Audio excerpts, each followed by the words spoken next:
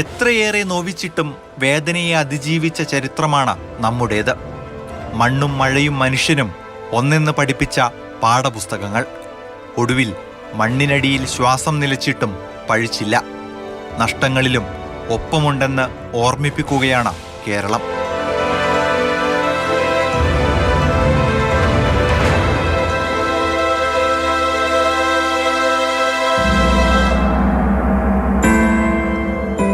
മുണ്ടക്കൈ ദുരന്തത്തിൽ പ്രതീക്ഷയറ്റവർക്ക് ആശ്രയമാവുകയാണ് വസ്ത്രവ്യാപാരിയായ കരീം.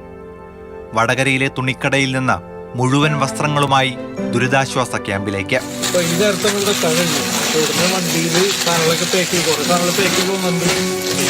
നമുക്ക് ചെയ്യാൻ കഴിയുന്ന ചെറിയ ചെറിയ കാര്യങ്ങൾ സഹോദരങ്ങൾ ചെറിയൊരു ആശ്വാസം നൽകാനുള്ള ശ്രമത്തിലാണ്. ഔഷധക്കട ഒരു ഭാഗമാണ്. ഒറ്റപ്പെട്ടുപോയ കുഞ്ഞുങ്ങൾക്ക് മുലപ്പാൽ ആവശ്യമെങ്കിൽ അറിയിക്കണം. ഇടുക്കിക്കാരനായ സജിനാണ് സോഷ്യൽ മീഡിയയിൽ സന്നദ്ധത അറിയിച്ച് പോസ്റ്റിട്ടത്. തൊട്ടു പിന്നാലെ ഭാര്യ ഭാവനയ്ക്കും മക്കൾക്കുമൊപ്പം വയനാട്ടിലേക്ക്.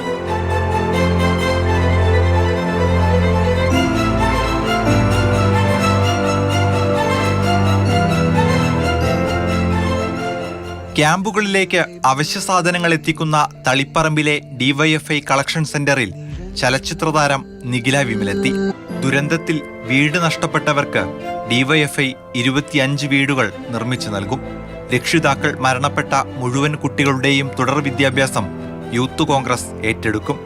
പ്രാർത്ഥനയല്ല, ബേസിൽ പറഞ്ഞതുപോലെ കൈത്താങ്ങാണ് ഇപ്പോൾ വേണ്ടത്. സമാനതകളില്ലാത്ത ദുരന്തമാണ് വയനാട്ടിൽ സംഭവിച്ചിരിക്കുന്നത്. ദുരന്ത നിവാരണത്തിനായി നമ്മളാൽ കഴിയുന്ന സഹായം ചെയ്യാൻ നമ്മളെല്ലാവരും ബാധ്യസ്ഥരാണ്. ബഹുമാനപ്പെട്ട മുഖ്യമന്ത്രിയുടെ ദുരിതാശ്വാസ നിധിയിലേക്ക് കഴിവിന്റെ പരമാവധി സംഭാവന ചെയ്യുക. വിശപ്പകറ്റാനും ജീവന്റെ തുടുപ്പ് തേടിയും ഒരു സൈന്യം തന്നെ കൂട്ടിനുണ്ട്.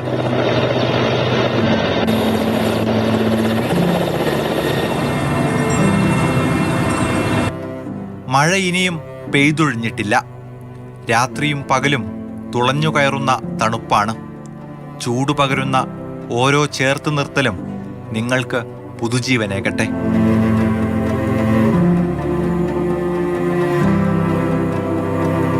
News desk, Mathrubhumi news.